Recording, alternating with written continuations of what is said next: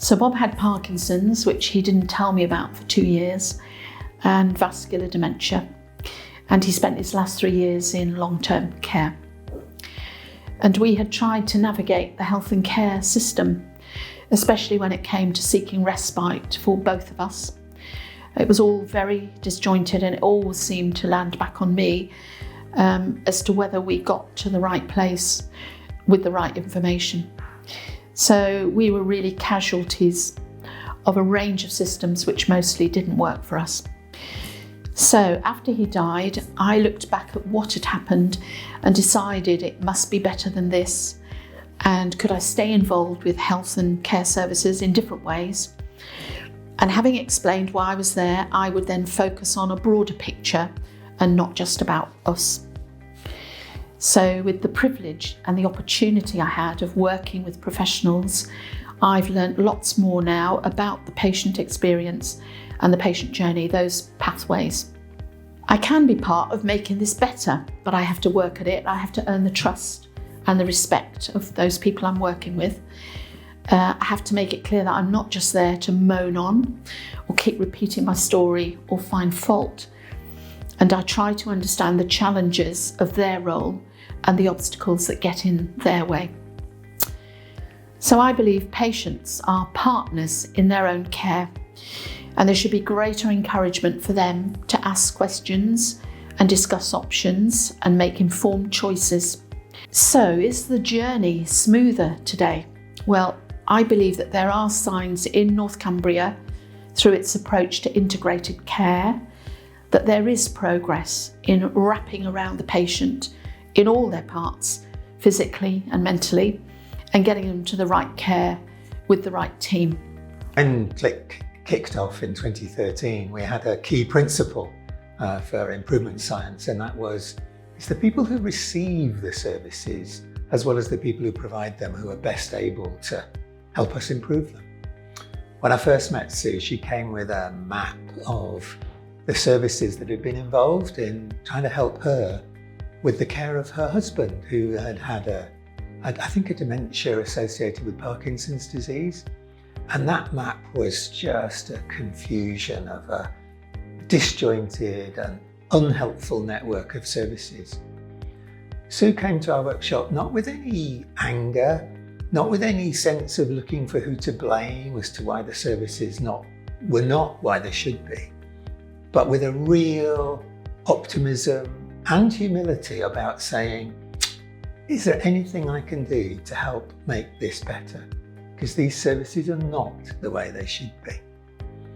Sue worked with us in CLIC for the whole time since then, 2013, in various different projects and in various different ways, but always with the same ethos. She came with that same kind of driving ambition.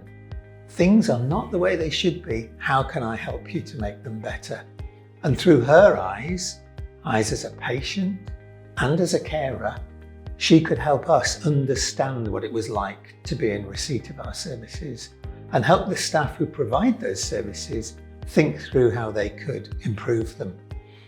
Sue is a remarkable person. She's, as I said, got no anger. She's got no sense of blame for what has happened in the past and what's happened to her in her own care as well. But much more that optimism for the future and the way in which she's helped us in so many different ways to be part of the patient knows best. The carers need to tell us what the care is like. The population of Cumbria deserve things to be better.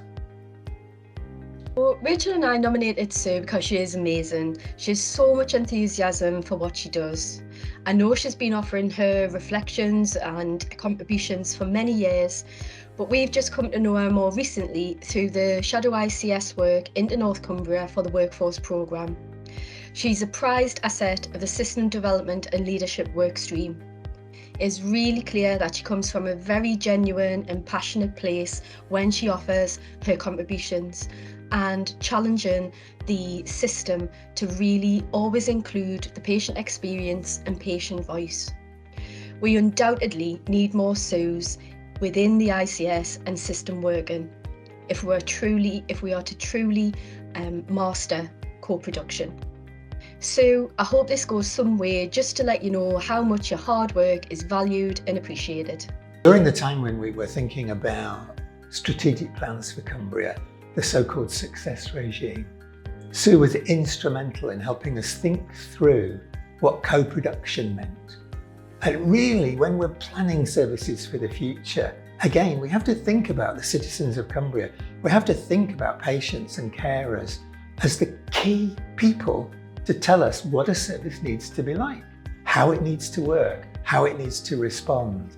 And we called that co-production without really knowing what we meant. Sue helped us to understand how we could, in our planning, co-produce services for the future.